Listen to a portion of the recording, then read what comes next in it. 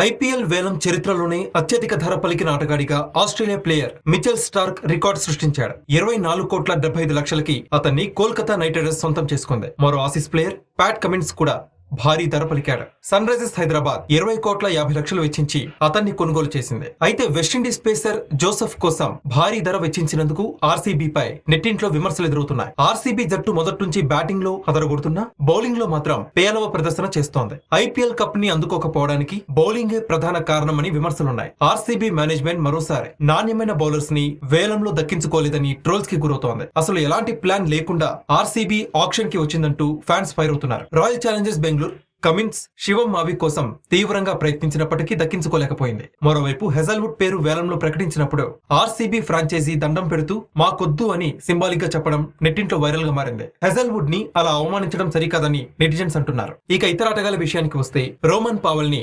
7,40,00,000కి Rajasthan Royals సొంతం చేసుకుంది. Harry Brook ని 4 కోట్లకి ఢిల్లీ సొంతం చేసుకుంది. ట్రావిస్ హెడ్ ని 6,80,00,000కి ఎస్ఆర్ఎస్ సొంతం చేసుకుంది. అలానే హసరంగని 1,50,00,000కి ఎస్ఆర్ఎస్ దక్కించుకుంది. 1,80,00,000కి రచిన్ రవీంద్రని సిఎస్కే సొంతం చేసుకుంది. అలానే 4 కోట్లకి శార్దూల్ ఠాకూర్ ని సిఎస్కే సొంతం చేసుకుంది. 14 కోట్లకి డారిల్ మిచెల్ ని సిఎస్కే సొంతం చేసుకుంది. ఉమేష్ యాదవ్ ని 5,80,00,000కి గుజరాత్ సొంతం చేసుకుంది. గెరాల్ కోయిట్జీని 5 కోట్లకి, మధుశంకాని 4,60,00,000కి ముంబై ఇండియన్స్ సొంతం చేసుకుంది.